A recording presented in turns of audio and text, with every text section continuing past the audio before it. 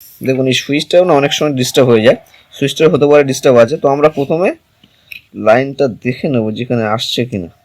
নমস্কার বন্ধুরা, দেখুন আমার হাতে একটি ড্রিল মেশিন রয়েছে।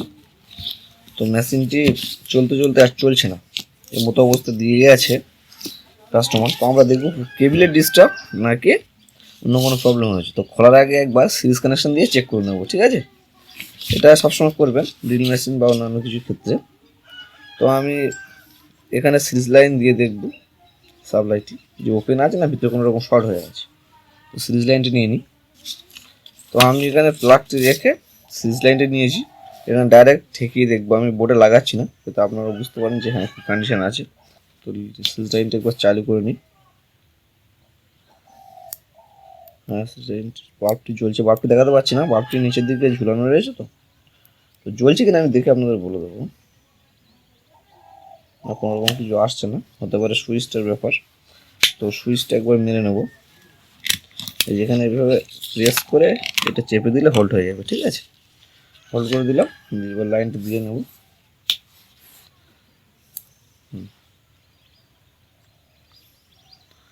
না, বাল্বটি কোনো প্রকার কিন্তু গ্লো করছে না, মানে জ্বলছে না।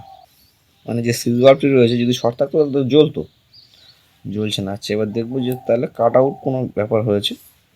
তো আমরা আসুন খুলে নিই মেশিনটা, সিরিজটাকে হটিয়ে দিই। এই মেশিনটা খুলবো। দেখুন এখানে এখানে স্ক্রু আছে, এগুলো স্ক্রুগুলো খুলে নেবেন। এইটুকু বডি, এদিকে কিছু করার দরকার নেই। এই দেখুন এখান থেকে এইটা প্রথমে খোলার চেষ্টা করব। এইটা খুলে গেলে পজিশনটা দেখবো এখানে কোনো ডিস্টার্ব আছে কিনা। আর এই তারটা অনেক সময় কী বলুন তো এই গোড়ার থেকে কেটে যায়, তো সেটা দেখে নেবো। একবার খুলে নিই আপনাদের দেখাচ্ছি। দেখুন এই স্ক্রুগুলো খুলে নিয়েছি, এই যে 3টি স্ক্রু ছিল। এবার দেখা যাক। দেখুন এই সুইচটাও না অনেক সময় ডিস্টার্ব হয়ে যায়, সুইচটার হতে পারে ডিস্টার্ব আছে। তো আমরা প্রথমে লাইনটা দেখে নেবো যেখানে আসছে কিনা, ঠিক আছে? তো এইখানে দেখুন মেন তার এখানে একটা এসছে আর এখানে একটা টেপ মারা রয়েছে। তো টেপটা প্রথমে খুলে নিচ্ছি, খুলে নিয়ে দেখবো যে এখানে এই পর্যন্ত কারেন্টটা পাস হচ্ছে কিনা।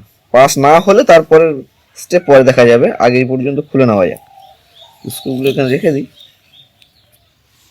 তো দেখুন প্লাগটি প্রথমে লাইন দিয়ে দিচ্ছি, দিয়ে টেস্টার দিয়ে দেখে নেবো যে টেস্টার জ্বলছে কিনা। টেস্টার জ্বললে বোঝা যাবে, যে কোনো একটি দ্বারা তো টেস্টার জ্বলবে।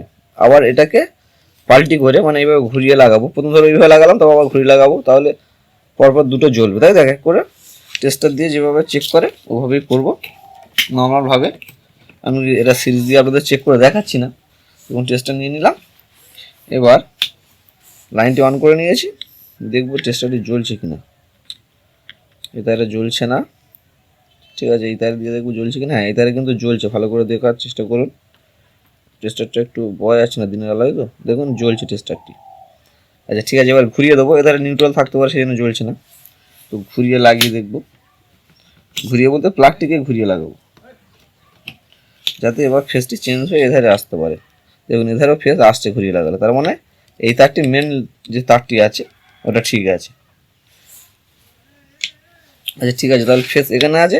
এবার এখান থেকে সুইচ অন করে নিশ্চয়ই এখান থেকে ভায়া হয়ে এখানে আসার কথা। এটা আসছে কিনা দেখার জন্য এটাকে প্রথমে বন্ধ করে নিতে পারি আমরা, তারপর সুইচটি অন করে নেব। তো এটা টেপটি আবার মেরে নিতে পারি। টেপটি জায়গা করে লাগিয়ে নিচ্ছি, খুব ভালো করে লাগাচ্ছি না কারণ খুলতে হতে পারে।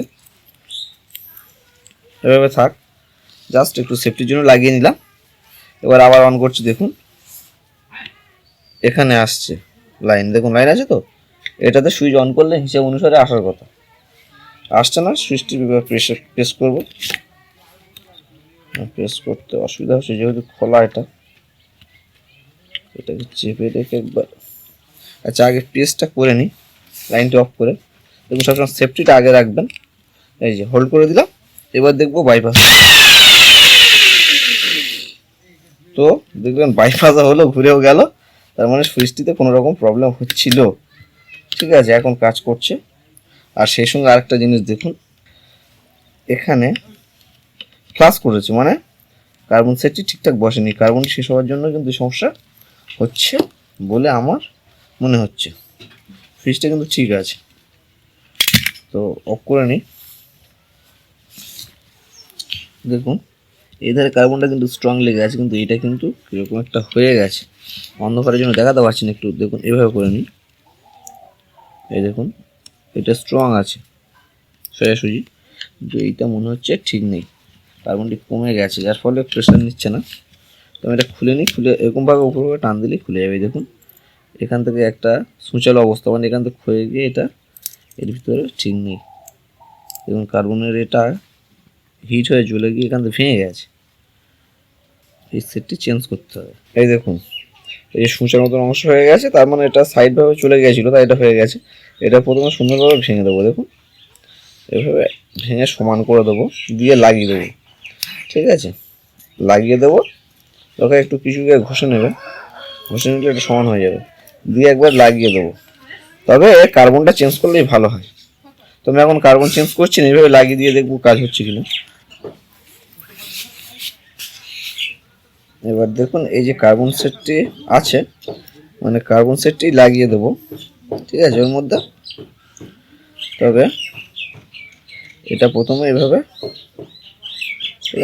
লাগিয়ে নেবেন, পেছনে লাগিয়ে দিলেই ভালো হয়, প্রেশারে থাকবে। দিয়ে ঘুরিয়ে দেবেন, একটু দেওয়ার সময় ঘুরিয়ে নেবেন এইভাবে, দিয়ে এভাবে দেবেন, তাহলে সহজের ভিতরে ঢুকে যাবে। ঠিক আছে, এবার এটাকে এভাবে আবার লাগিয়ে নেবেন। দেখুন সব কিছু নিজেরাই পারবেন, এইভাবে আগে লাগাতে হবে, লাগালে ঠিকঠাক ভুলে যাবে। এবার আশা করছি সুইচটা কাজ করবে। তো আমরা একবার লাইন দিয়ে নেব, দেখব এইভাবে থাকলো, দেখবো কাজটি করে কিনা। সুইচটাকে চেপে নিচ্ছি যাতে না সরে যায়।